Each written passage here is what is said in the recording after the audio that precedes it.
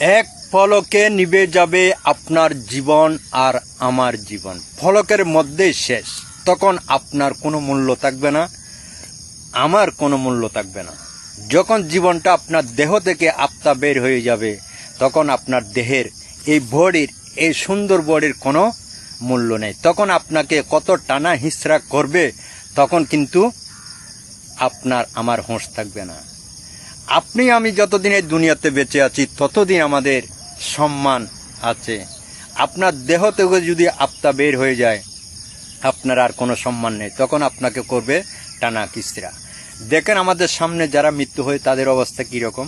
একদিন ওই পথে আমাকেও যেতে হবে, কিন্তু ওই পথে যাওয়ার আগে যদি সম্মানের জায়গায় যদি এখান থেকে যদি অর্জন করতে পারেন, ওই কালো আপনার জন্য সম্মান আছে। সেটা বলেছেন কে?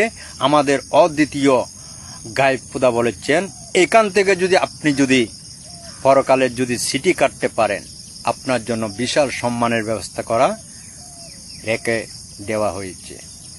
এটা আপনাকে আমাকে এই দুনিয়ার থেকে বুঝে নিতে হবে, তা না হলে মস্ত বড় ভয়াবহ ভয়াবহ হবে আপনার কবর।